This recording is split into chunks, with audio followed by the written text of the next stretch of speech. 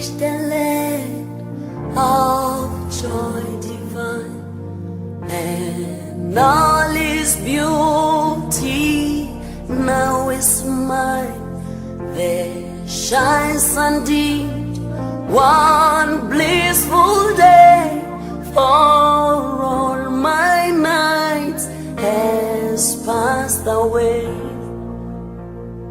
Oh, Beulah land, sweet Beulah land, upon thy heights I long to stand, and as I look across the sea, where mansions are prepared. Inkomo so sungula ni teka nkarhi lowu ni ya mi xeweta ku rhula ka hosi Xikwembu a ku ve na n'wina.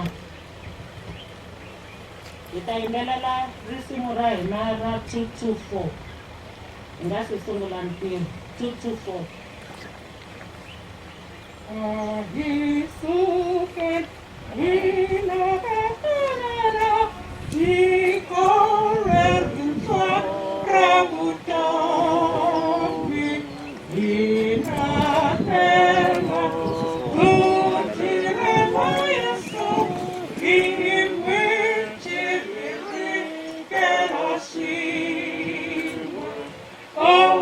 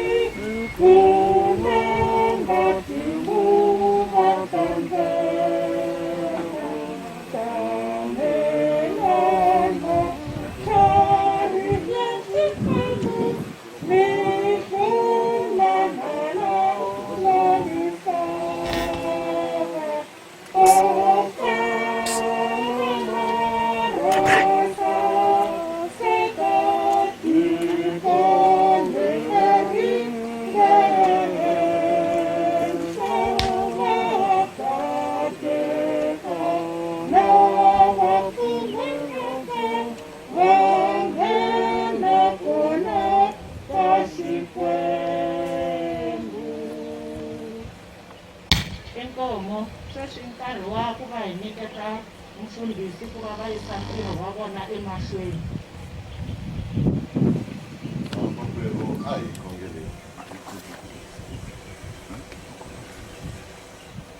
ku sungula ka vutomi bya hina ni ku hela ka byona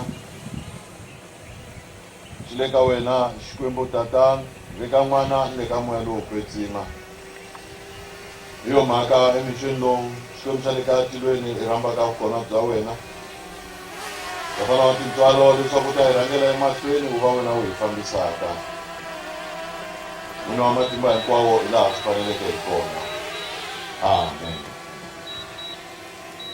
A hi yimbeleleni verse yin'we ntsena ya risimu ra 225, only verse 1.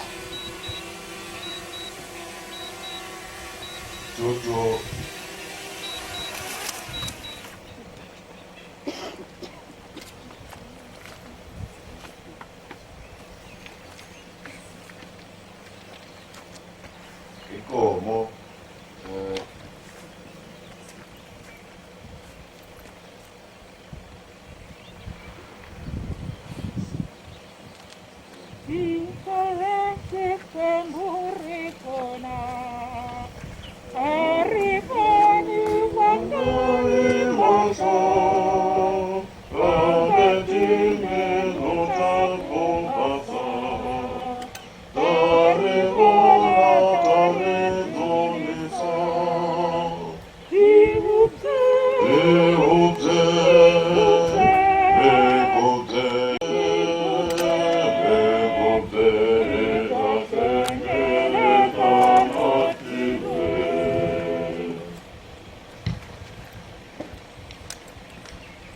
Yehova i murisi wa mina, ndzi nga ka ndzi nga pfumari nchumu.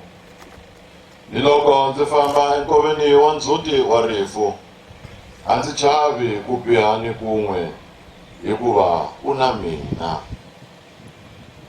Vuako byi tele endlwini ya Tatana, ku vula Yesu. Loko a swi nga ri tano i nge ndzi mi byerile, ndzi ya mi lunghisela kona. Kutaku loko ndzi yile ni loko ndzi lunghisile vutshamo byebyo, ndzi ta tlhela ndzi vuya, ndzi ta mi teka mi ta eka mina, leswaku laha ndzi nga kona mi va kona na n'wina. Kutani timbilu ta n'wina ti nga karhateki. Pfumelani ka Xikwembu ni le ka mina mi pfumela, ku vula Yesu.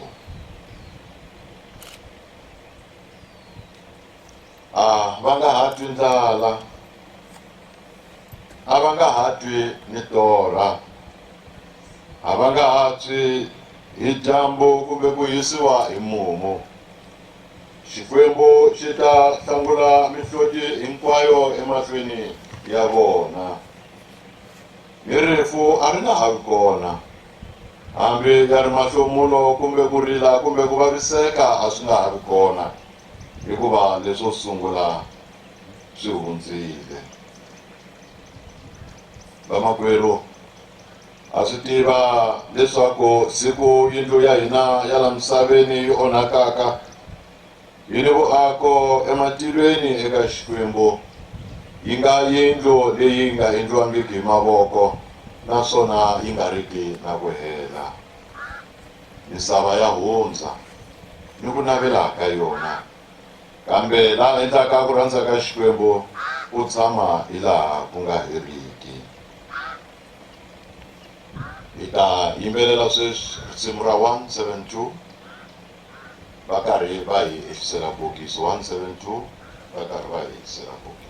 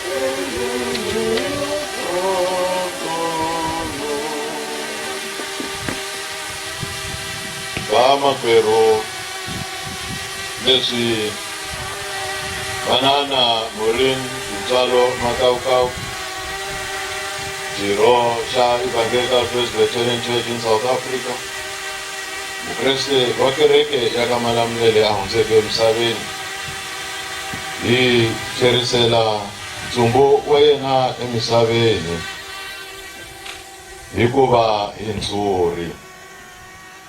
Hi fanele ku tlhelela entsurini, kambe hi ku tshemba loku tiyeke leswaku lava pfumelaka eka Yesu Kriste va ta pfuka ekufeni, va pfukela vutomi lebyi nga heriki. Hi laha hosi ya hina Yesu a nga vula ha kona loko a te, hi mina ku pfuka ni vutomi, laha pfumelaka ka mina hambi a fa u ta hanya. A hi khongeleni.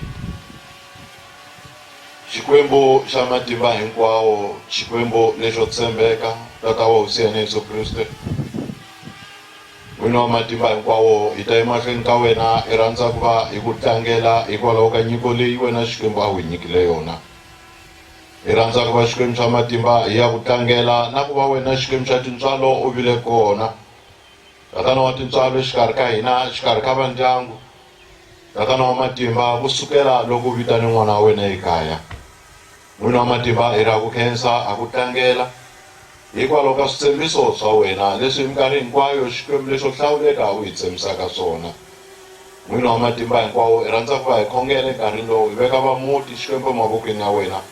Ngeva na wena xikwembu xa tintswalo u va tiyisaka, u va chavelelaka, vana wena u va nyikaka ku tshemba ka wena loko xikwembu xa tintswalo ku faneleke.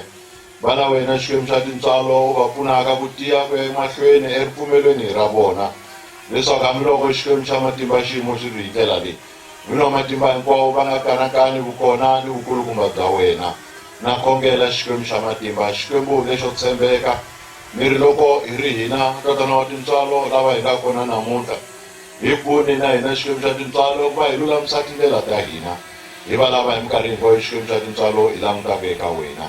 N'wini wa matimba hinkwawo hi veka sweswi xikwembu xa matimba a murhandziwa wa hina, hi nge hikwalaho ka hina xikwembu xa matimba ha ku khensa, tatana wa tintswalo hikwalaho ka vukona bya wena, hi ri wena xikwembu xa matimba n'wi amukeli hi laha hosi ya matimba hinkwawo swi faneleke hi kona. A ku khongela xikwembu xa matimba, xikwembu lexo tshembeka, hi ri chavelela, tiyisa wena n'wina matimba hi minkarhi hinkwayo. Tatana wa tintswalo hi masiku ni hi laha ku nga heriki. Amen.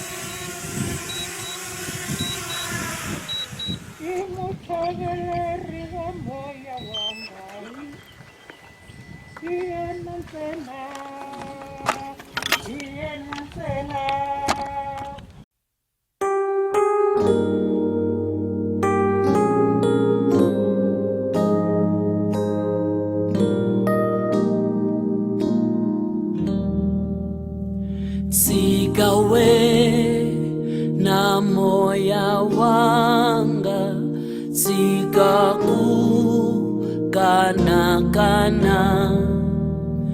Shana rivala shana tatana waletilwe kuleni misavale kuleni tikoleri hitatsi kumabutsa molendlwini yatatana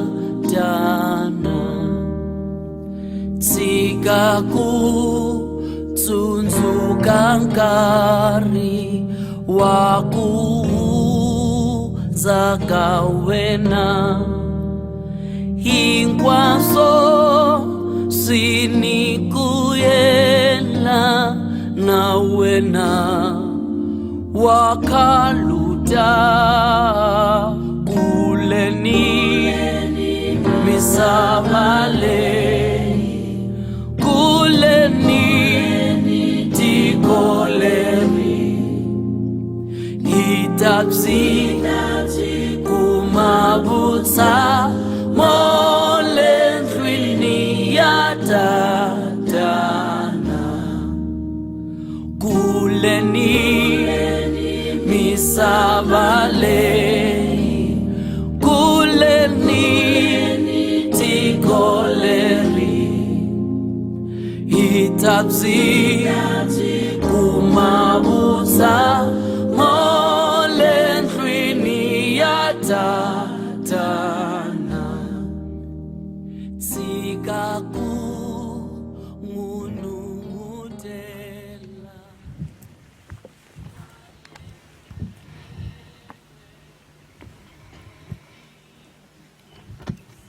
Inkomo sweswi hi le ka xiyenge xa B laha hi nga ta kombela mufundhisi wa hina va hi yisela ntirho wa hina emahlweni hi ku hi pfulela hi xikhongelo.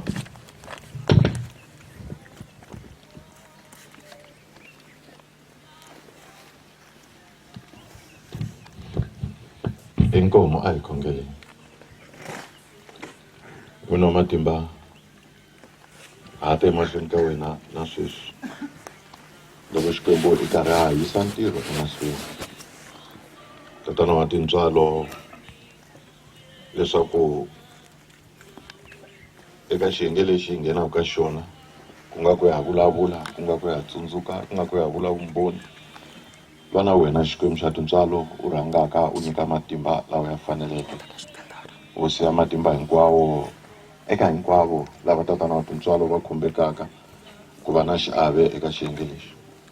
Tatana wa tintswalo na khongela hi vito lerikulu ra Hosi Yesu Kriste hi nge Xikwembu xa matimba tiyisa un'wana hata kuhunda wena ntsena Xikwembu xanga wandiranda pfuka ndinga hanya misaveni wandiranda ndiloko ndandi yafika kufeni wandiranda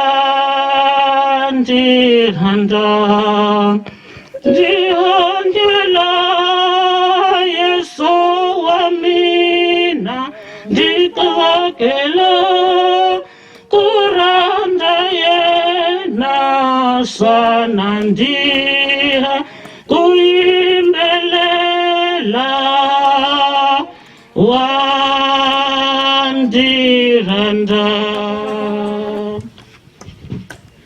Loyi a mi fambisaka haleno i manana KB Miyambu. Marito ya mufambisi xo sungula ni rhandza ku va ni khensa vukona bya Hosi Xikwembu lexi xi nga xona xi nga hi kotisa ku va hi fika ka siku ra namuntlha. Ni pfumelele ni teka nkarhi lowu ni xeweta mutswari wa hina Reverend AJ Maakana, ni xeweta va ka Makaukau va Xivambu va Mabyeni na va ka Ndimandi vini va nhloko.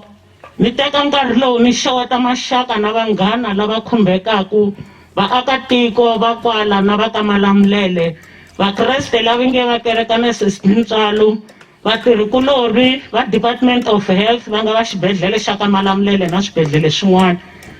Ni pfumeleleni ni acknowledge ku khumbeka ka mimoya ya vakreste lava va nga sala kaya, lava sweswi va nga ku vavisekeni a va dumisa na sesi Ntswalo hikwalaho ka ti-rules and regulations ta COVID-19 a va kotangi ku fika la. Mara ni vulavula ni nga tipfinyingi, ni pfumela leswaku mimoya ya vona va na gome lerikulukumba laha va nga kona. Loko ntirho wa ya mahlweni a hi swi tiveni leswaku namuntlha hi heleketa Nhenakazi Nsini loko a yimbelela rito rakwe a ri khumba vagwini na vakreste va pfula timbilu, moya lowu kwetsima wu teka ndhawu hi rito ra yena. Hi heleketa munhu loyi a ta swi rhandza namuntlha loko a ku nga ri mhaka ya COVID-19 ni vulavula la hi nga kona a ku ta va ku tele swinene, ku tele na lava va marito ya ku fana na yena, kambe hikwalaho ka xiyimo hi pfumeleleni hi ku va mabyeni na va ka Ndimandi hi kombela ku khomeriwa i xiyimo lexi mfumo wu lavaka xona. Se kambe ni mi rhamba leswaku a hi yeni ya nghenelela loko hi yimbelela sesi Ntswalo la nga kona a ta tsaka swinene leswi yena a endlela swona van'wana leswaku swi endliwa eka ntirho wa yena. Ni pfumeleleni ni kombisa leswaku hinkwavo lava va nga ta vulavulani hi ku kongoma mi karhi mi xixima na nkarhi lowu sweswi va lavaka leswaku hi tirhisa wona. Nakambe ni tlhela ni kombela leswaku hi va xixima, a va ri munhu wa ku xixima va tlhela va xixima swilo swa van'wana. A hi vekeni tiqingho ta hina eka ni khwenuti loko ku ri mintirho ya hina yi ta va yi kha yi lava leswaku hi operate hi ri kwala leswaku ntirho wa hina wu ta famba kahle swinene. Ni karhi ni kombela leswaku loko va karhi va teka khorasi leyi sesi Ntswalo a nga ta tsaka a ri kwani na kwale kwaya tilweni a ta navela leswaku hi yi teka hi ntamu hi karhi hi teka swivulavuri leswi nga ta landzela.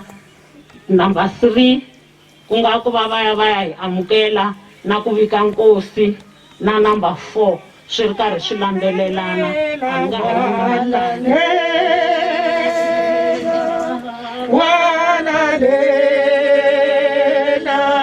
walalela rinserithavela wena ria huvoka ria huvoka ria huvoka ria huvoka rinserithavela wena.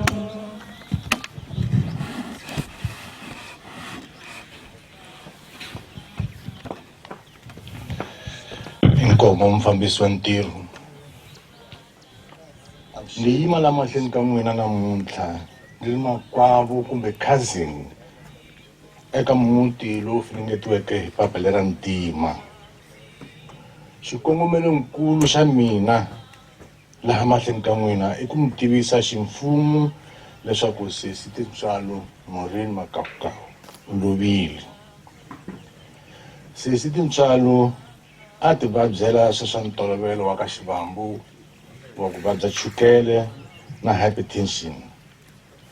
Hambileswi a hi nga vonani masiku hinkwawo, loko hi hlangana a ni tsundzuxa leswaku sweswa nkhohlokhohlo wa masiku hinkwawo swi tshamisekile. A swi vula hi ku hlekelela tanihi leswi n'wi tivisaka xiswona. Hi Wavuntlhanu vhiki leri nga hundza, Kasi Ntswalo u foneriwile hi Butmusa swo pfuxelana masiku hinkwawo swa le kaya. A ku ri foni ya buti na sesi yo vutisa swin'wana na swin'wana, kambe loko se va ya heta a n'wi byela leswaku a nga pfukangi a huma ku consulteni, kambe a n'wi byela ku i le ku betereni u ta va kahle. Hi Sonto nampundzu Buti George u ni fonerile ka ha ri mpundzu swinene, a hlamusela leswaku ku na mhaka yikulu leyi nga humelela, kombela ku ni ta. Se ni lava ku twisisa ku ri ni tela yini, hikuva hi tala ku vulavula ka ha ri mpundzu hi timhaka tin'wana na tin'wana. Loko a sweke nyama wa ni vitana minkarhi yin'wana. Se ku sweswiwani hi fana i ta hikuva Ntswalo u lovile. A swi nga tshembisi, kambe ni ve ni kota ku fika. vamakwerhu loko hi hlanganile hi ri tani hinkwerhu hi maxaka. Lexi i xitiviso ximfumo leswaku manana Tintswalo Maureen Makaukawu i ntiyiso u lovile. Ndzi hundzisa xitiviso lexi hi ku kongomisa ngopfungopfu eka lava landzelaka, eka Buti George na vamakwavo, Buti Musa, Buti Prince na Buti Mukateko, n'wana wa Sesi Tintswalo Ntsako Edmund Makaukawu, mufundhisi Maakani na Jeffrey ku katsa na vafundhisi na vufambisi bya kereke ya hina ya EPC leyi ka Malamulele. Ntivisa na tindlu hinkwato ta ka Xivambo na tindlu hinkwato ta ka Ndimande na ti-cousins hinkwato ta Sesi Tintswalo. Ti-cousins ta mina hinkwato leti ti nga ka vuxaka byeru hi ku rhangeriwa hi xikombiso loyi a nga kotaka ku fika namuntlha leyi u le kule. Xipano xi tshovekile kambe a hi tiveni leswaku ri Tintswalo is at peace. Tintswalo u lovile.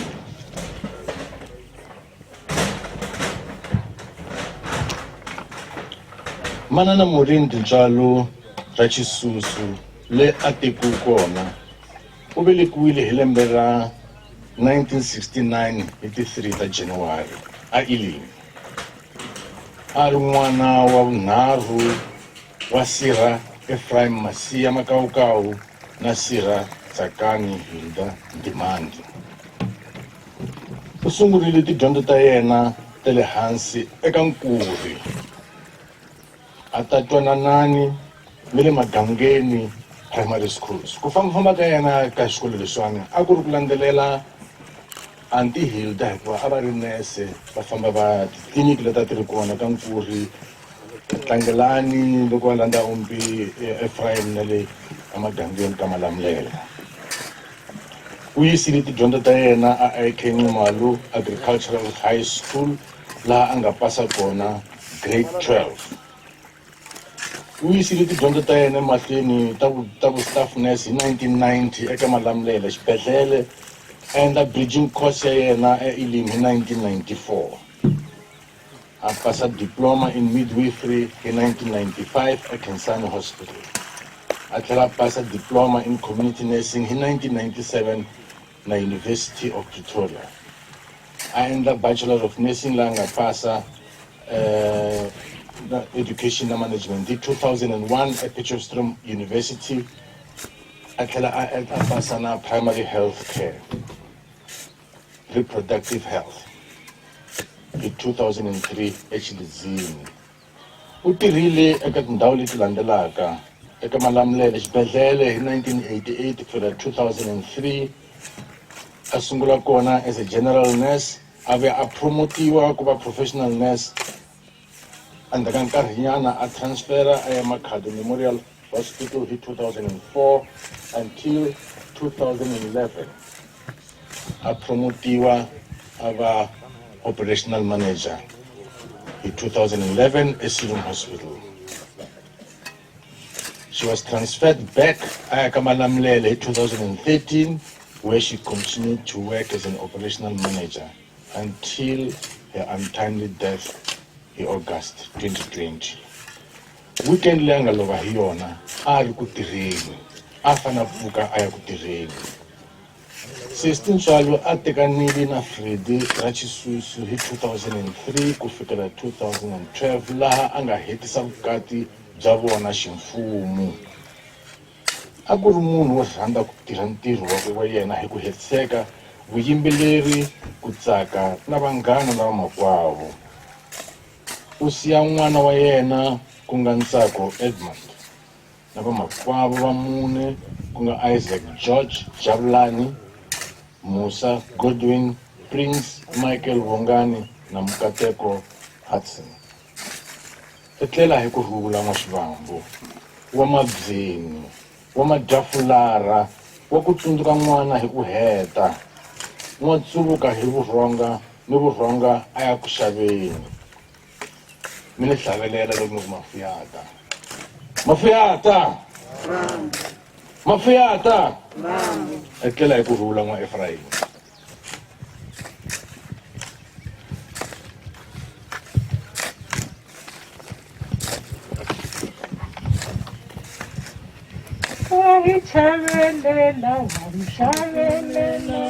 moya wo kwetsima tana moya utatshama na hina wa hi chavelela moya wo kwetsima tana moya utatshama na hina inkomo ni hlekete leswaku swivulavuri hinkwaswo leswi nga ka program swi ta va swi ri kwala kusuhani endzhaku ko amukeriwa na ku vikeriwa nkosi hi Dr. SF Ndhambi ni kombele leswaku ku tata item 4 leyi ku nga rito hi va ndyangu ku nga Basopa Xivambu kumbe Tiani Makawukawu loko hi karhi hi teka khorasi va ta va va karhi va ta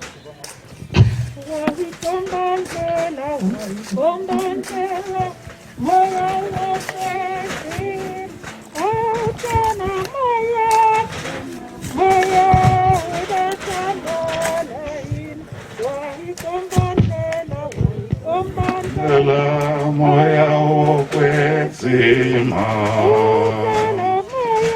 tana moya utatshama na hina masiku yevu mafana hinkwawo lintutilundaka inyamalala ikuhakisisa vamakweru iyakwi yakaya yakaya yakaya yakaya yakaya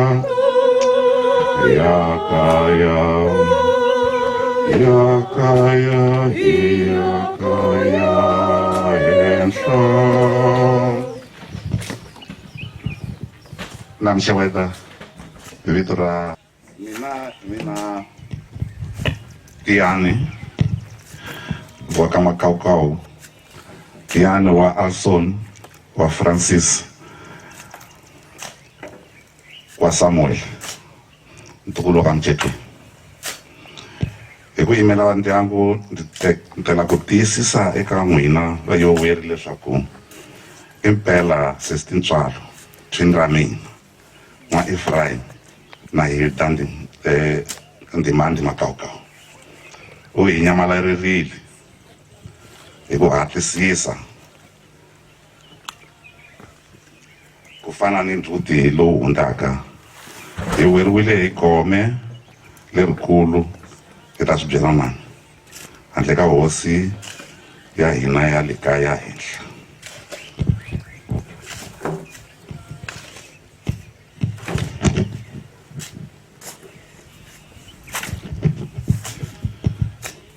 ntukulu wa mina Goshani tiya u kula u ringana na wona ntlimbo lowu u ta va u dyondze ku tiyisela lokukulu na tshemba leswaku hi ta hundza swin'we ka xiyimo lexi eka vatswari lava va ha ri kona hi ku se na vona ho xopela n'wana wa n'wina hi luya u landza vakokwani Samuele Avele Harry na Francis u landza va papa na va mhani lava hi rhangeleke u joyina vana van'wana lava rhangeke vamakwerhu wa mina hi ku angarhela a hi tiyeni a hi pfumeleleni ka hosi hi ku hi swi twile hosi Yeso hina hi ta famba hi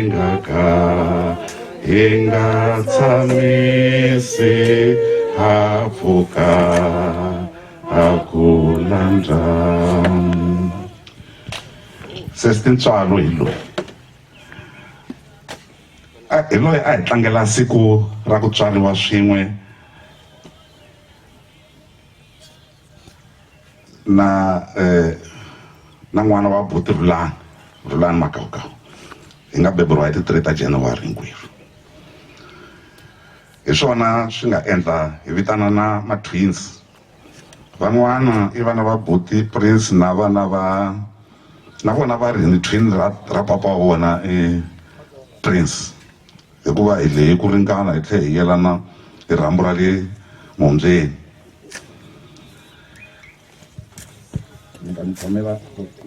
a ni fela nyana i ku a ti fanele na tiwayipara ku sungula ku va na mist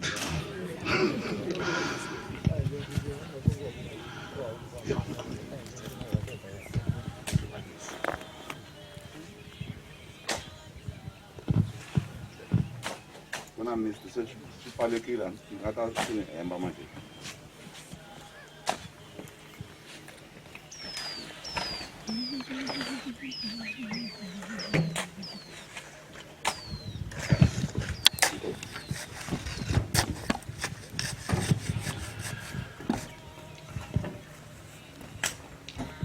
ana ku na vana va buti Prince va ni vitana twin ra papa wa vona se ni ri na ma-twin mambirhi le ka Umbe Fry Tintswalo a ku ngo va vito ntsena a tlhela a va na tintswalo to n'wi hundza hambileswi a nga ni ongolangiki mina ntirho wa yena a wu lava munhu wo fana na yena a ni tshembi wu n'wi tikerile hikuva swilaveko sweswo a hanya hi swona hi December hi yena a ri yexe a nga kuma gift aka mina ya ti-Bush Prawns in anticipation of our birthday due in January 3rd.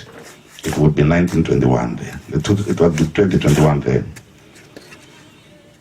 Se xiporo xexo xi tsemekile ndasala na n'wana wa ku Rulani kumbe hi ta kuma na van'wana hi ti 3 ta January ku ta va rini ndzi nga ta vona mombo wa ku hosi ndzi tshama ka wena. Sweswi i nkarhi wa ku va hi ya yimisa muyimeri wa kereke hikuva item number 5 va kombete ku item leyi a yi fanele yi yimeriwa hi masipala va kombele leswaku va kombela ku khomeriwa a va nge vi kona. Ni ta kombela ku assistiwa hi lava va ka rixaka ku na ti-roll calls timbirhi ku na ya kereke leyi hi nga yi tisa kasi na liya ya n'wina ku ti fambisa ka vanhu ku va complete ku va hi ta kota ku sirheleleka ka ti-regulations. Ni vona yi lo tshama kwala a yi le ku fikeleleni vanhu. Ni ta kombela ku pfuniwa loko muyimeri wa kereke va ka va ta yimela kereke.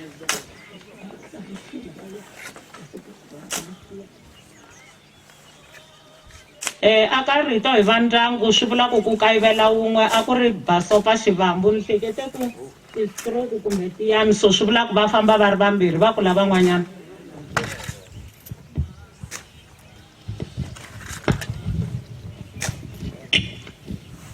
Xewani wa mina ntirho wu komile na ku olova swinene. Ni lava ku phata ntombi ya Ndhonga, ntombi ya Madyafularela wa ku tsundzuka n'wana loko a hetile wa ka Sibongo Sinhle. I mani loyi hi nga hlanganisiwa hi yena? I Tintswalo n'wana Ephraim wa Abel wa Samuel wa Makaukau wa Masiya wa Mabyeni wa Geshwani wa Tlhole wa Xisikani wa Mihingo Tsolombeni, wa Mandapsa Sivila, wa Tsuvuka na Vurhonga aku ni ya ku xaveni, wa Madya a fularerile aku yo n'wananga ni n'wi rivele, ni tsundzuka n'wana loko ndi hetile. Va ku mafiyata i sivongo sinhle sifana na Savangoni kusuka a Phondo Maliya ku ya eka Nyamazana, mi suka ka Nyamazana mi ya a Cape Town, from Cape Town mi ya fika a Cairo. I xivongo xi ri xoxo xexo.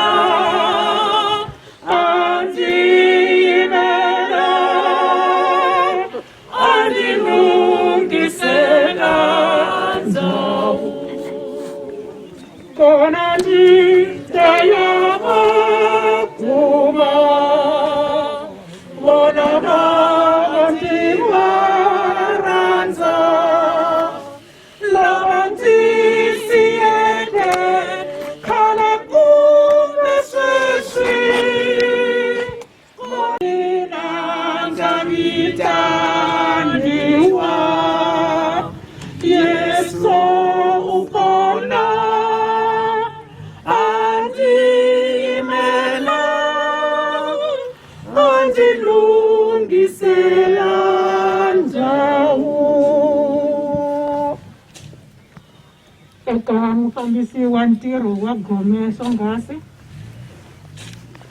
eka mufundhisi Maakana, ni vafundhisi van'wana lava va nga va ri kona kwala exikarhi ka hina,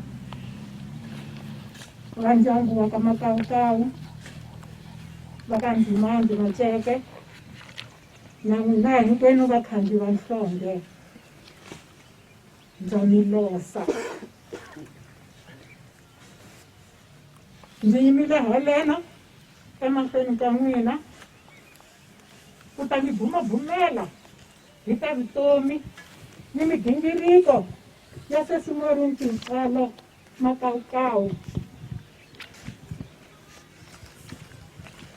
Endzeni ka kereke leyi a nga beburiwa eka yona, a kulela eka yona ku fikela loko a ti hundzula xihoxidzi hi yexe xa kereke leyi, a member in good standing. Tanihi kereke hi vonile nyiko ya vunanga bya yena evuton'wini bya yena, evuntshweni bya yena, loko a hata ekerekeni a ta ni vamakwavo wa yena ni vatswari va fila ti-item ta vuyimbeleri na vabujojo. Lowu a wu ri ndyangu, kumbe ni ku vula leswaku i ndyangu wa vuyimbeleri.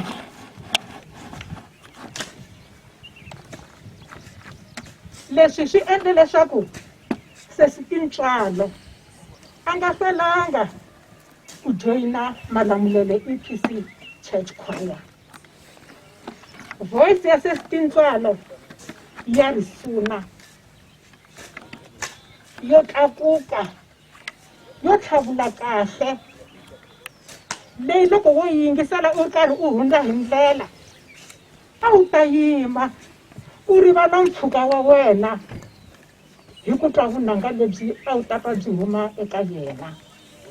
Voice leyi yi hundzuke nkateko eka conductor ya ndhuma ya vuswikoti tatana PH Mageza.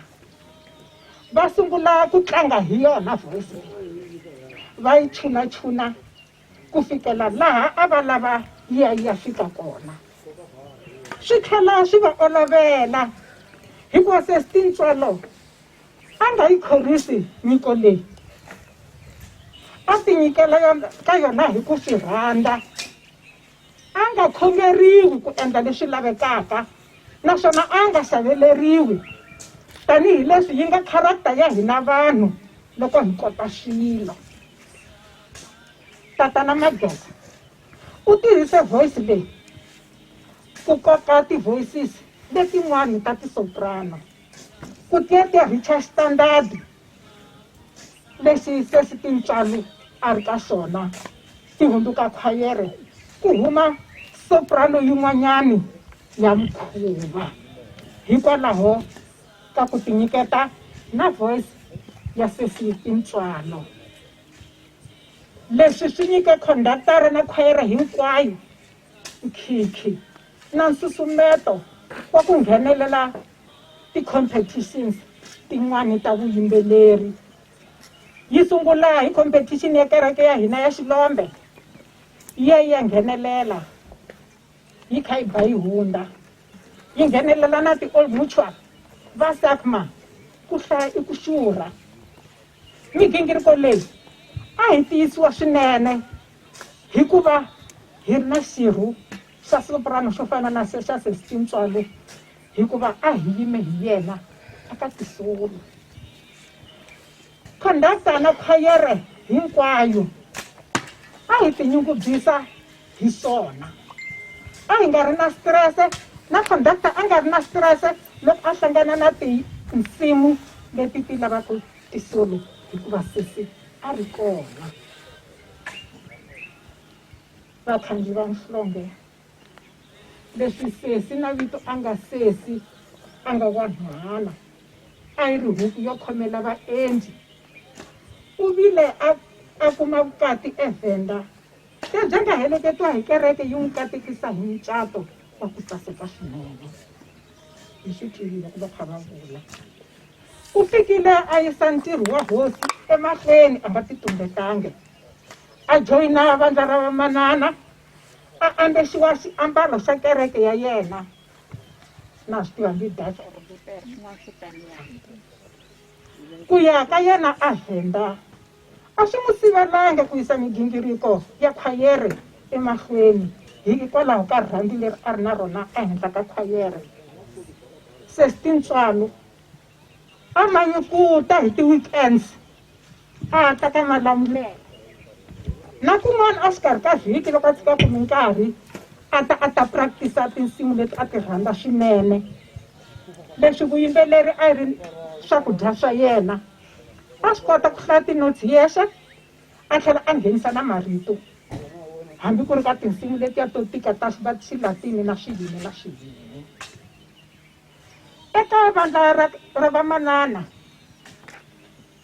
loko a vuyile u komberile ku cinca xiambalo, a ambala xiambalo xa EPC.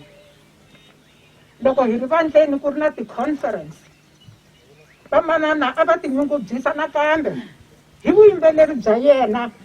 Loko a suma khorasi a ta cinca mudi hinkwawo wa conference ku gonya wu ya ka the highest level.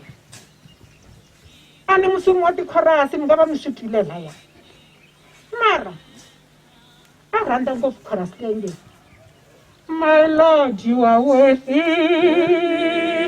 worthy to be praised.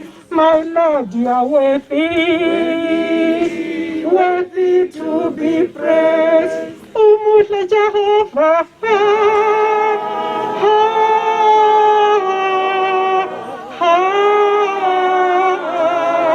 you are worthy to be praised. Loko vamanana va tile va ta endla xikhongelo tolweni va xifundza va ku ri hi ta rimisa khorasi leriwani hi ku hi yena ntsena a ri suma mi tlhe mi twa swin'wanyana endzeni ka timbilu ta n'wina.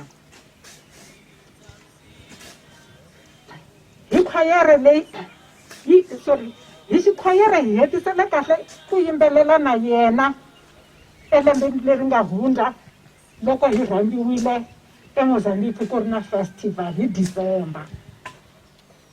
Kasi xirhambo xa le Germany xona hi tlumbiwile hi lockdown, a hi fanele hi fambile na yena hi April. Vanhu lava hinkwavo va navela vunanga bya khwayere leyi va kha va tlhavuriwa hi soprano ya Sesi Tintswalo. Vakhandziyi va nhlonge, mi pfumeleleni ya ku heteleleni hi ku mi hlayela meseji lowu humaka ka khwaya conductor Mr. Makenza.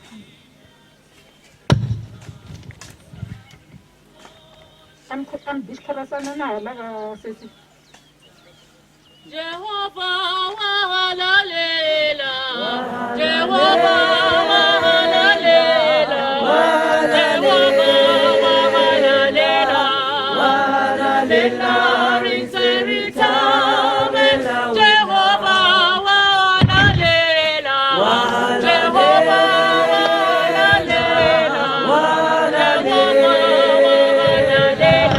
wahalalela, rinseritame na wena. leswiya swa buti swa nkuxi na mina swa ni humelela, that's why ni nga lavi ku mbala swilo swa karhata. Wu yimise xilo leswi meseji wa Mr Mageza aka chorista ya vona. Malamulele EPC choir Tintswalo Makaukau, best long-term soprano the choir has ever had. So powerful to inspire the rest of the part and the choir. A soloist that brought the choir to the international level. A voice that other choir envied and loaned her for their national competitions, such as Belcanto Choral. She was used as an example for good breathing techniques, voice production with good phrasing techniques that only good singers rely on. As a conductor, this is what I can say to you, Tati Unidlele. I can't sing because when I sing, I think of you. I can't think of standing in front of the choir during rehearsals or competitions because when I do that, I think of you. I can't dream of the choir performance because if I do that, you come to my mind. I can't think of church choir performances during church services because if I do that, you come to my mind.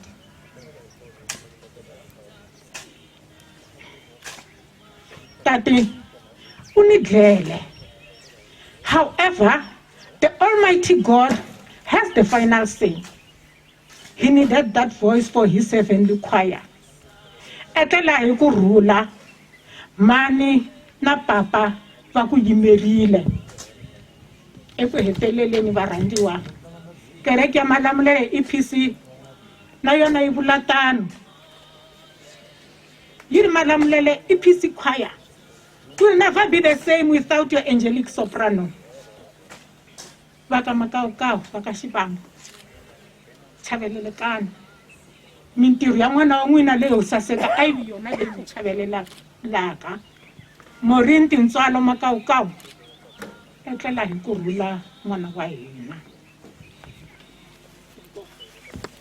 Zashiranza kuyingisa wena Hosi Yesu zizina mukuturi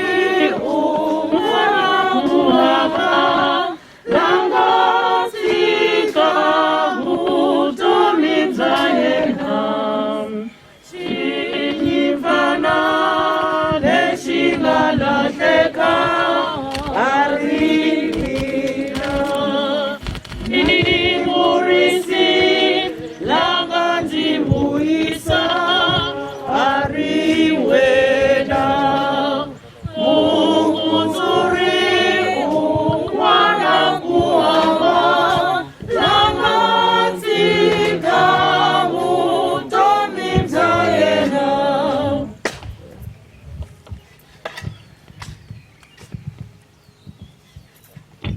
Zamxeweta vamakwerhu nakambe hi vito ra Hosi Yesu Kreste kurhula ka Xikwembu a ku ve na n'wina.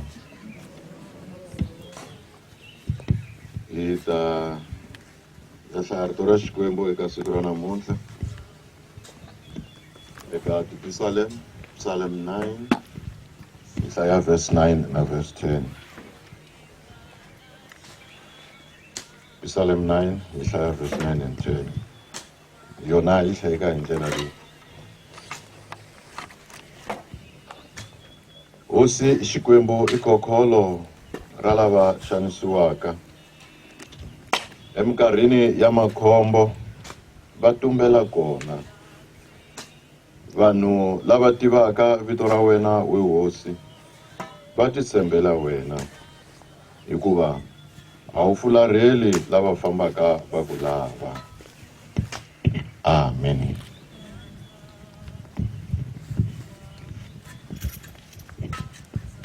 A hi khongeleni. Xikwembu xa matimba hi le rito ra wena leri xikwembu xa tintswalo ri hlayaka eka mixo wa siku ra namuntlha. Nge vulavula xikwembu xa matimba henhla ka rona, chavelela tatana wa tintswalo hi laha swi faneleke hi kona hi rito ra wena. Amen. Sika wena moya wanga, sika ku kana shana urivala shana tatana wale timen kulene misabaleyi kulene tikoleri Itote kuma utsama envini atatana.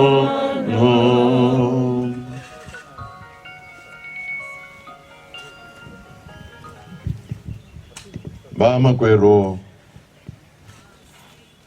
hi kumile rito ra Xikwembu eka siku ra namuntlha eka Pisalema leyi hi hlayeke leyi vamakwerhu loko hi hlayile ni nyikeke nhlokomhaka leyi nge God never ignores our cry for help. Davhida vamakwerhu eka Pisalema leyi u teka nkarhi a khensa Xikwembu eka leswi yena a swi voneke eka Xikwembu kumbe a swi voneke hi Xikwembu.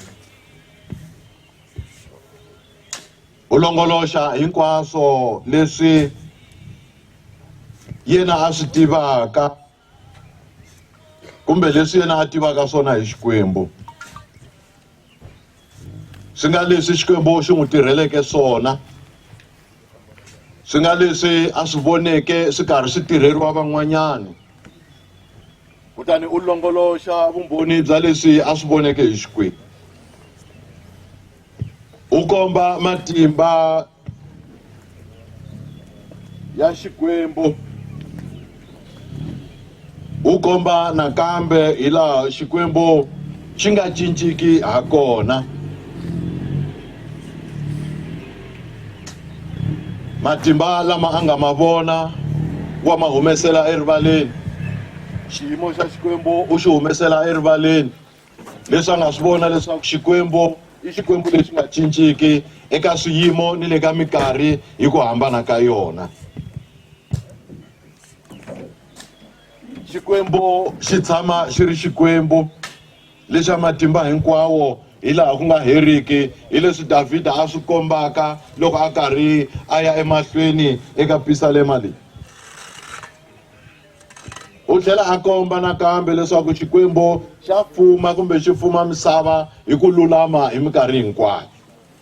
Leswi vulaka leswaku a ku na nkarhi lowu Xikwembu xi nga cincaka leswi xi nga swona, a xi fani na hina Xikwembu. Va ko vanhu van'wana mi hlamalaka ma ri mpelampela miri hi ya a nga endla leswiya, kambe Xikwembu a wu vi kona nkarhi wolowo lowu nga fikaka Xikwembu se leswi hi tivaka xi ri swona xi cinca xi hundzuka swin'wanyani, kambe God remains the same eka minkarhi hinkwayo ni le ka swiyimo hinkwaswo.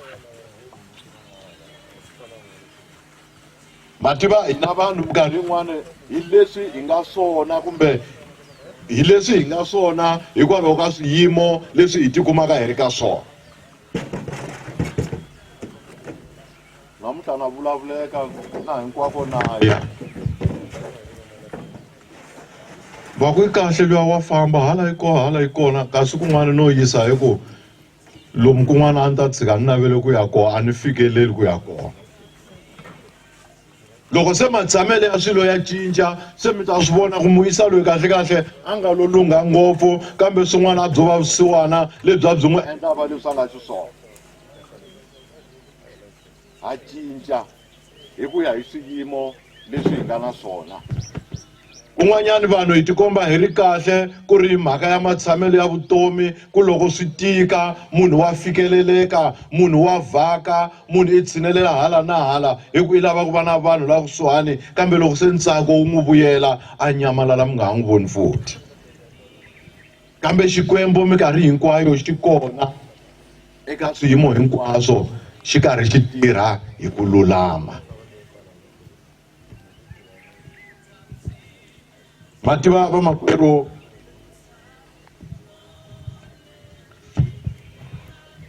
munhu tirhisa marito lawa hi talaka ku ma vula ku na vanhu va ku laha ni khome ngwenya laha ni khome xikhoko loko mi khome Xikwembu mi khome hinkwaswo hikuva Xikwembu a ku na la xi nga ta fika xi ku cincela kona.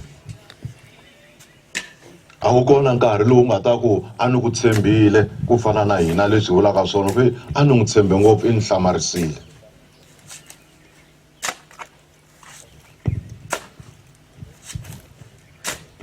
Xikwembu vamakwerhu leswi xi nga swona hi leswi xi nga swona a ku na nkarhi lowu Xikwembu xi nga ta va xi nga ri swona leswi n'wina mi xi tivaka xi ri xiswona. Hina vanhu vamakwerhu leswi nkarhi wun'wana hi tivanaka hi ri xiswona eminkarhini leyo tala a hi swona leswi hi nga swona leswi munhu mu n'wi tivisaka xiswona eminkarhini yo tala a hi swona leswi yena a nga swona wo va hi ndlela liya hikwalaho ka xiyimo lexi enkarhini wolowo a va ka ri ka xona. Hi swona swi endlaka leswaku hi vona vanhu va hi cincela evuton'wini. Loyi a wu n'wi tshembile loko se swiyimo swi tika kumbe swi ku tikela a sungula ku va se a ku avoida a sungula ku va se a ku ignora kambe Xikwembu minkarhi hinkwayo xi kona eka swiyimo hinkwaswo ene xi nga ka xi nga ku ignori hikuva wena eminkarhini yin'wani xi ku loyi hayi khona i ni vangela stress. Hina ha swi vula sweswo ku hayi luya wa ni depressa ni loko foni yi rila yi nga ni ignore yin'wana tolo dyambu hinkwaro mara a ngo ni depressa hi lava ku xaverisa kumbe a ni depressa hi ku a lava ku ni xavisela munhu swi vurisa sweswo ene ni ignorile the whole day ku ve hi vulavurile ni n'wi tshembisa ku hayi ni ta ku sapota mara loko ta vuya nga mi hi vulavule wa vutlhanu se ni swi twa ku hayi khona se i ni vangela stress ku se ni fanele ni n'wi byela ku ni nge he swi koti swi swa ku ni byelaka swona se no endla yini no yi avoida ni ignora ku fona dyambu the whole day ku ze ku 012 na ni yi tshikisa sweswo. Va kona evuton'wini bya hina lava loko se swiyimo swi hi tikela se va hi avoidaka kumbe va hi ignoraka loko a vona call ya wena ku hey loyi leyi a ta lava ku mi byela tona ta ni depressa a yi tshikisa xisweswo.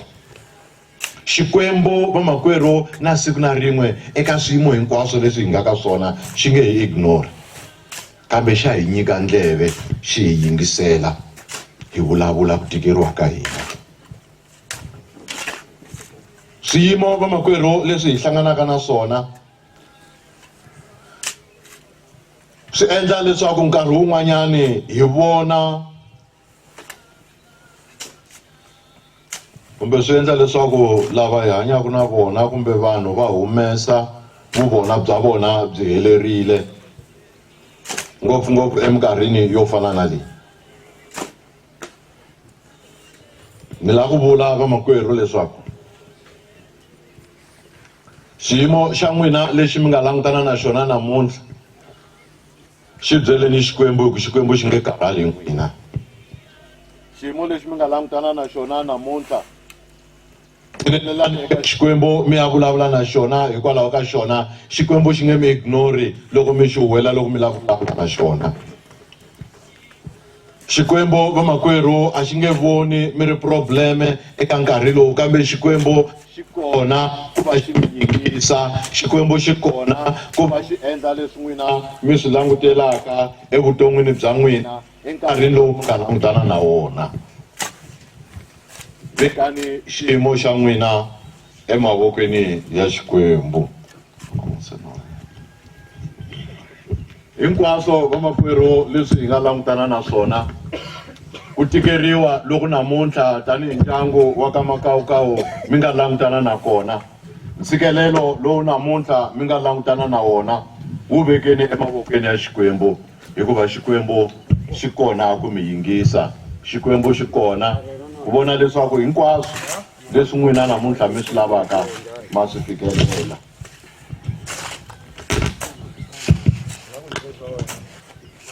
Vamakwerhu, hi yo mhaka Yesu Kreste a nge te tanani ka mina n'wina hinkwenu lava karhaleke ni lava tikeriwaka ndzi ta mi wisisa. I mhaka ya leswaku Xikwembu vamakwerhu a xi karhali hi vanhu lava va karhaleke. Eku karhaleni ka n'wina namuntlha yana ni ka Yesu Kreste, hi yena a nga ta mi rhula ndzhwalo, yana ni ka Xikwembu hi xona lexi nga ta mi tiyisa, hikuva xi ni rirhandzu leri hetisekeke. Enkarhini lowo tika swonghasi, langutani eka Xikwembu. Enkarhini lowo tika swonghasi, tivani leswaku hi yena ntsena loyi mi nga rilelaku eka yena, a nga loyi a tshembekeke, a nga ta ka nga mi twisi ku vava kumbe a nga ta ka nga mi disappoint nakan'we. A hi vekeni hinkwaswo eku tikeriweni ka Xikwembu. Vamakwerhu, ku tshemba ka Xikwembu a swi vuli leswaku eku hanyeni ka hina a hi nge hlangani na ku tikeriwa ku fana na nkarhi wa sweswi. Ku tikeriwa ku ta va kona hambiloko hi ri lava hi tshembeke Xikwembu, kambe leswi swi vulaka swona i ku Xikwembu xi nge hi sukeli, ene Xikwembu xi nge languti tlhelo loko hi xi lava eku tikeriweni ka hina. Vulavulani na Xikwembu vamakwerhu, hi xona lexi nga ta mi tiyisa, xi mi chavelela enkarhini lowu mi nga ka wona. Welelani eka Xikwembu, Xikwembu hi xona ntsena lexi nga ta ka xi nga mi ignore, kambe hi xona lexi nga ta mi nyika ndleve ku va mi kota ku va mi endla mi vula hinkwaswo leswi mi swi lavaka, xi tlhela xi ya mi hlamula. Vekani hinkwaswo eka Xikwembu, xi ta va na n'wina hi minkarhi hinkwayo eka swiyimo hinkwaswo. Khorasi liya a va hi vula yona leyi hi kombaka leswaku Xikwembu xi kona hi minkarhi hinkwayo. Loko Xikwembu xi faneriwile hi ku va xi dzunisiwa, i mhaka ya ku va Xikwembu xi ri lexi xi nga na matimba. Loko Xikwembu xi fanele hi ku va xi dzunisiwa, i mhaka ya ku va xi ri Xikwembu lexi xi yingisaka. Loko Xikwembu xi fanele ku va xi dzunisiwa, i mhaka ya ku va xi ri Xikwembu lexi xi hlamulaka. Loko Xikwembu xi fanele ku va xi dzunisiwa, i ku va xi ri Xikwembu lexi nga khomiseki tingana. Laha mi xi lavaka kona, Xikwembu xi ta va na n'wina. Vekani hinkwaswo emavokweni ya xona. Hi ndlela yeleyo you will never be disappointed. Ni tshame ni vona swin'wana la ka TV laha hambara va fundisa hambara yini ni nga kotana swo swi karhi swi tlanga swa va maponga na va mani. Siku rero va vhakele wun'wanyana a nga suka ka Xikreste a ya ka vupfumeri byin'wana ni chaka byi vuli vito kumbe va koho kwala, mara Xikwembu xa ko xo vumbiwa nyana a ri na xo kwala ndlwini. Munhu vula hi lexa Buddha a ri na xo kwala ndlwini. Se a hetelela a ku kahle kahle a ni fanele ni famba na xo kun'wana na kun'wana lomu ni nga kona, se hikuva ku ni nge swi koti ni hetele ni endla tattoo ya xona laha. Se loko loyi a hlamulaka mi na problem, i Xikwembu xa njhani xa ku xo lava ku u xi tlakula u xi susa mun'wini u xi veka hala, u xi tlakula u xi yisa hala, u tlhela u ti dirowa xona we n'wini wo ya u ti dirowa, a hi xona xi ta tshama ka wena. U xi tlakula u xi khoma u hetelela u xi tsalatsala kunene, u tlhela u believe leswaku because u famba u jikajika na tattoo yi ta va yo ku endlelaka swo karhi. Xikwembu xa hina vamakwerhu a hi xona lexo lava ku tlakuriwa, kambe hi lexo lava ku vulavula xi yingisa xi tlhela xi endla. xikwembu xa hina a hi xona lexo vumbiwa hi munhu kambe i xikwembu lexi xi ngo va kona xi nga xona lexi xi tumbuluxeke hinkwaswo xi nga xona xi kotaka ku endla hinkwaswo. Hi yo mhaka a hi xikwembu lexi nga ta ku ignora ni xoko lexiya xa a ku ri na leswi va ri ntseni lexiya xa blompot i blompot nyana xikwembu laha hi ku ti blompot na timbyana letiya a ti vuriwa mablompot ta to vumbiwa kunene hambi ma ti tsundzuka. Xikwembu xe lexiya xa blompot a nge koti ku va a va na xona hinkwako lomu a nga kona xi tlhela xi n'wi yingisa. Hi yo mhaka za ta na pulani yo ti dirowa kambe ni ri eka n'wina xikwembu lexi xi kona hinkwako hi minkarhi hinkwayo loko mi karhi mi xi lava. Vekani hinkwaswo etindleveni ta xona a ku na nkarhi lowu xi nga ta ka xi nga mi yingisi ene a ku na nkarhi lowu xi nga ta ka xi nga mi hlamuli. Rilelani eka xona, vulavulani na xona, vutisani xona, byelani xona. Xikwembu xi ta mi endlela hinkwaswo leswi mi swi lavaka evuton'wini bya n'wina hi masiku hinkwawo. Amen. A hi khongeleni.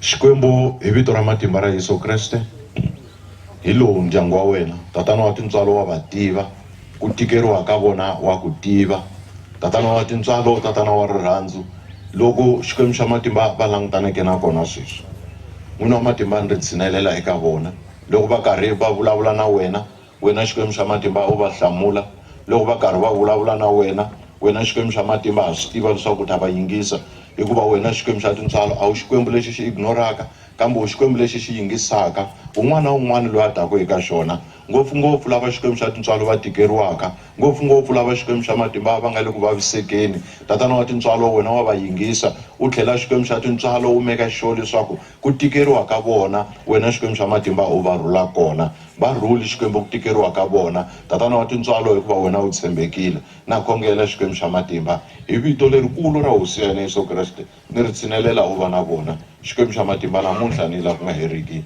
tatana wa tintswalo a ku khongela. Amen.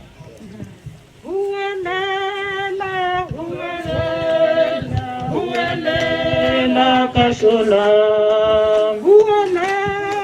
huwelela swa muti wa wena, huwelela ka xona, xikwembu xi ta hlamula mikhongelo ya wena. Loko chorus leyi ya ha ya emahlweni hi ta yimisa Dr. Charlotte Mbenyani. Huwelela ka xona, xikwembu xi ta hlamula mikhongelo ya wena.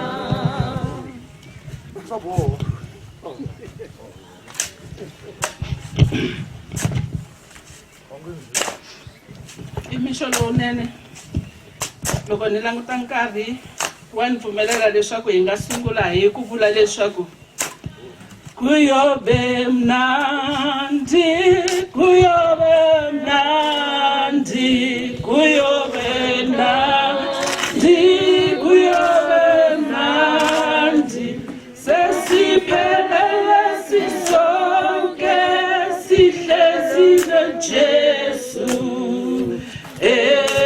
ezulwini nandi nandi nandi kuyobe mnandi kuyobe mnandi kuyobe mnandi kuyobe mnandi sesiphelele sisonke sihlezi noJesu ezulwini.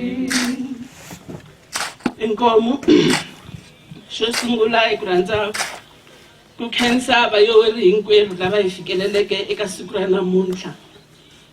Vukona bya n'wina bya hi tlakusa swinene, vukona bya n'wina bya hi ni ri karhi ni khensa swinene kereke le kaya ka Malamulele EPC kusukela loko mi swi twile leswaku papa ra ntima ri hi werile mi sungule ku hi komba rirhandzu mi hi tshinelela mi ri karhi mi hi tlakusa hi xikhongelo tivani leswaku swivutiso leswo tala leswi a hi ri na swona leswi a hi pfumala tinhlamulo sweswi ha karhi ha tikuma xinyami lexi a xi hi funengetile sweswi haka ra ha vona ku vonakala haka ri ha antsweriwa swinene. Xivambu u vula sweswo wa cancer u ri a swi ve tano na le ka masiku lama taku hi ri ku dya hi ku engeta mi hi khoma xikatla ni le ka minkarhi leyi taku. Ni rhandza ku khensa na Boot Frank eka siku ra namuntlha Dr. Ndhambi loko mi hi amukerile loko hi fikile haleni mi tlhela mi hi nyika matimu ya makwerhu wa hina. Ha khensa swinene na le ka sweswo. Ha khensa malume Tiyani loko mi hi kombile xiyimo xa makwenu wa hina endyangwini wa ka Xivambu wa ka Mabyeni. Ndhawu leyi a yi tekile endyangwini ya tintswalo ta yena na rirhandzu ra yena. Loko ku ri wena Kasi Basopa tiva leswaku wena u bohiwile hinkwerhu ka hina ka generation leyi ha riki kona sweswi ha swi lava ku phatiwa hi wena loko se hi khaluta se ha ku boha leswaku u ta va wena wo hetelela loko hinkwerhu ka hina hi khalutile leswaku u ta hi phata na hina. Vakereke na khensa ku ya emahlweni loko mi hi kombile hi leswi makwerhu wa hina a ri xiswona ekerekeni leswi a swi tirha ekerekeni loko a ri kona kwale na n'wina. Ha khensa naswona swinene hikuva mi nyikile picture leyi makwerhu wa hina a ri xiswona loko mi ri karhi mi ri etikerekeni kumbe emagovelweni kumbe a ticonferenceni ngopfungopfu kwale khwayereni laha a mi tiphina kona na n'wina na yena. Mfundhisi ha khensa na namuntlha loko mi yisile emahlweni marito ya ku hi tiyisa mi hi tsundzuxa leswaku Xikwembu xi kona hi yisa ku karhala ka hina eka xona. Ha khensa swinene eka wena makwenu wa mina khazi wa mina mhani wa mina tintswalo hikuva a ri hlantswana eka mhani wa mina.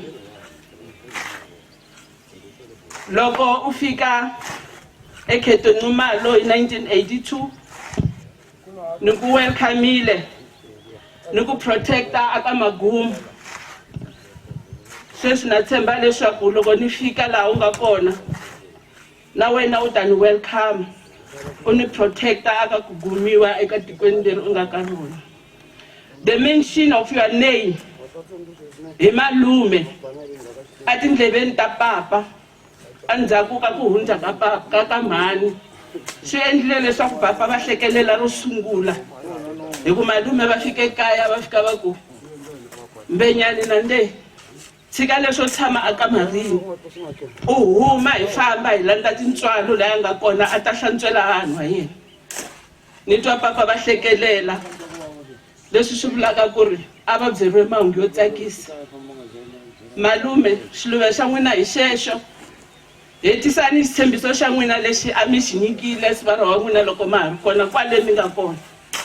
Mi va nyiketa xona xi va hlantswela va ri kona na hanhu wa xona kwalexi mi nga kona leswaku loko hi fika hina van'wani kwaleyo ku ta hetiseka marito ya risimu leri ni nga sungula hi rona loko ni fika laha amahlweni. Inkomu. Inkomo na mina tanihi mufambisi wa ntirho ni pfumeleleni ni khensa vanhu hinkwavo ku va mi fambiseke hi ndlela leyinene. Ni tlhela ni hetelela ku kombisa ku a hi xihoxo ku va ni fambise ntirho wa tintswalo. Ni khensa va ka Ndimandi ku va n'waNdimande a mamise masi yo nyanganya ya ku va tintswalo a ve na tintswalo. Ni kombisa leswaku hi ku teka advantage ya ku va ni fambisa ntirho wa yena hi 1993 loko ni kume accident eLimpi ni pfimbile ni ri a New Sage tintswalo a nga tirhi kona ni hlekuriwa hi lava ni nga velekiwa na vona eLimpi va ku no ti endlisa ni tsandzeka ku pfuka tintswalo ku twa ku na munhu wo huma ka Malamulela New Sage u critical a nga koti no pfuka a ta hi miri wa yena lowukulu a ta hefemuteka New Sage a nga tirhi kona ata i nga ku ni toloverile nga ni tolovelanga a fika ni khomakhoma a kama miri wa mina a humesela mabodhlela ni le nhlokweni la a ni rhungu xitichi ku ri na mabodhlela a dzinda sister in charge of the ward ku dzinda madokodela ni kota ku va ni hanya hi leswi tintswalo a ri xiswona leswi ni lavaka ku swi kombisa ni ya hetisela hikuva loko hi ta yimbelela risimu ra ku n'wi onara ro hetelela ni ta kombela mufundhisi wa hina va hi pfalela ntirho va tlhela va katekisa ni tlhela ni nga rivali ku tsundzuxa leswaku a hi tshameni ka tintswalo ta leswi mfumo wu lavaka swona loko hi ri kona kwala hi sanitizer hi nga tshiki hi rivala ku social distance hikuva a hi tivani hi ku hetiseka. Inkomu. Ku hetisisa xitiviso hileswaku loko hi suka la hi ta huma la hi gonya hi ya laya henhla hi ya hlamba kona mavoko. Inkomu.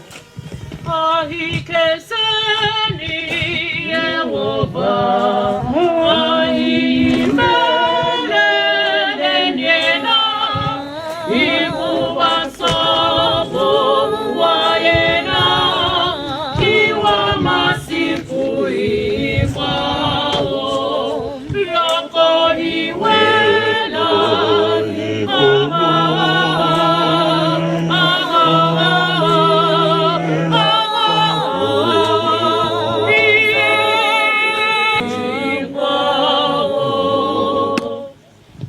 Inkomu a hi khongeli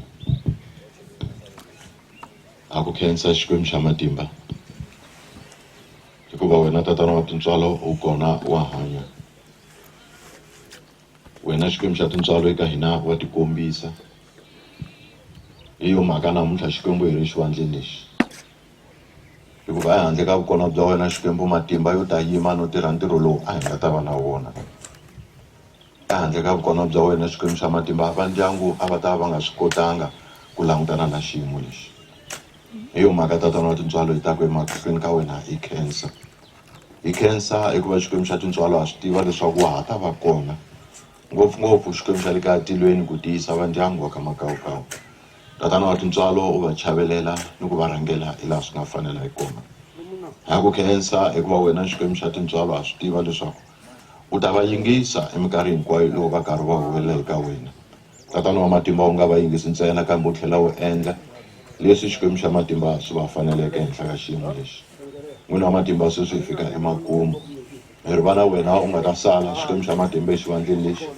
wena n'wini wa matimba yana emahlweni u xi hlawulekisa exikarhi ka va ndyangu xi va lexi eka vona tatana wa tintswalo xi nga ta vulavula xi tlhela xi va xitsundzuxo tatana wa tintswalo tatana wa rirhandzu eka tinyiko leti wena Xikwembu xa matimba a wu va nyikile tona leswaku Xikwembu xa matimba un'wana na un'wana loyi a nga kona a etleleke exivandleni lexi a tshamaka a vulavula eka va ndyangu hambiloko Xikwembu xa matimba a nga ha ri kona emisaveni leyi tatana wa tintswalo a vulavula hi mintirho ya yena ti nga tinyiko leti wena Xikwembu xa matimba a wu n'wi khomisile tona tatana wa tintswalo leswaku ti ta hanyisa tatana wa matimba no tiyisa ndyangu hi minkarhi hinkwayo tatana wa matimba hinkwawo eku fikeni ka hina emakumu hi ri loko hi ta famba na hina hinkwerhu hinkwako lomu Xikwembu hi kongomaka kona u va wena u hi hlayisaka u hi sirhelela hi vitana wena leswaku u nghenelela Xikwembu eka vutomi bya siku rin'wana na rin'wana tatana wa tintswalo leswaku eku hanyeni ka hina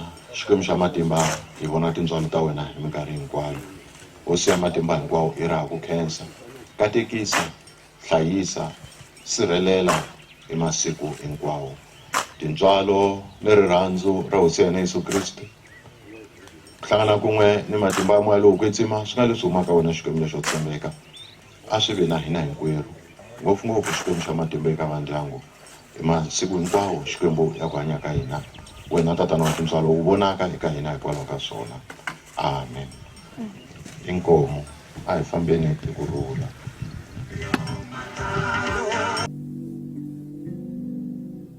Aye.